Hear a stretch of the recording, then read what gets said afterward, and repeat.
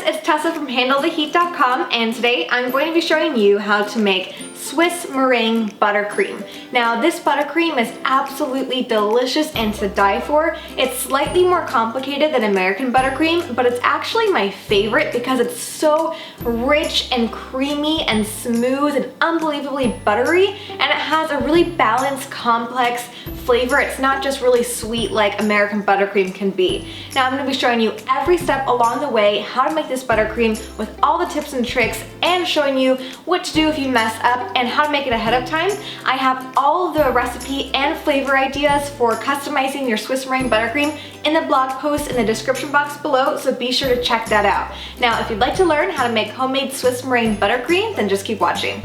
Now, Swiss meringue buttercream is actually completely different than American buttercream. American buttercream is basically just a combination of butter, powdered sugar, and some sort of flavoring usually, and it's all mixed together in the stand mixer, and it's as easy as that.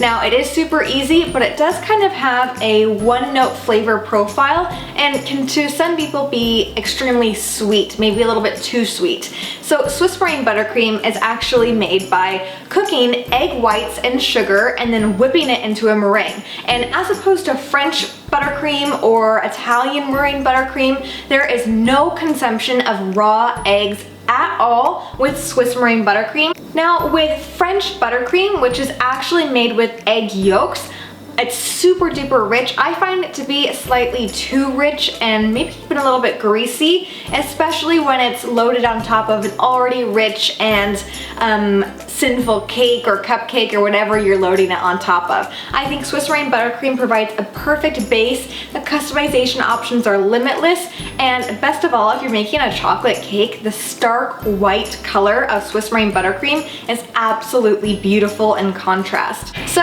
let's go ahead and get started. Alright, so now that you know a little bit about the differences of the various buttercreams, let's get started with the Swiss meringue buttercream. I have a bowl here which I'm wiping down with lemon juice. You can also use vinegar, and I'm doing this because I want to make sure it's as clean as possible, and I'm removing any trace of grease because this is going to be the bowl that I use to cook and whip my egg whites in. So I have 5 egg whites and 1 1/4 cups of granulated sugar in a bowl over some simmering water. This is kind of like a double boiler, and I'm just going to cook this, whisking gently until it reaches 140 degrees or until the sugar is completely dissolved. And this is how we are going to make sure that no raw eggs are involved in this at all. So I actually have to move my mixture to the bowl of my stand mixer because my stand mixer wouldn't fit over the bowl of simmering water. I've also wiped down my stand mixer with lemon juice to make sure it's super clean. I'm just going to whip my egg whites with the whisk attachment until I have a meringue that is thick, glossy, and the bottom of the bowl no longer feels hot. It feels room temperature. This will take about anywhere from 5 to 10 minutes. And you want to make sure that you have a really nice thick meringue.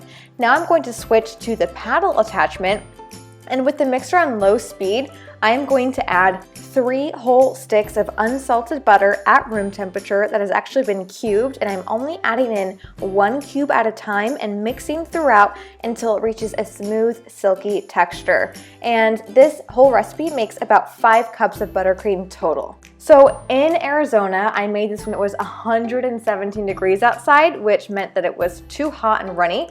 So I just refrigerated it for 15 minutes to kind of bring it back to the right temperature. And now I am just beating until it is nice and smooth. The Swiss buttercream is very forgiving, which is the really nice thing about it.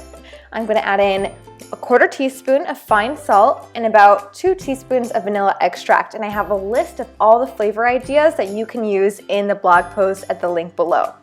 So if your buttercream ends up looking like curdled eggs or scrambled eggs or something, again, you can just keep going until it's nice and smooth like this. I wanted to actually get to the point where it was too curdled to show you that it is so forgivable. You can completely get it back to looking good if it ends up getting a little bit curdled. And see how beautiful this is? Swiss buttercream pipes like a dream. It can be made ahead of time. You can refrigerate it for up to 1 week, or you can even pop it in the freezer for up to 2 months.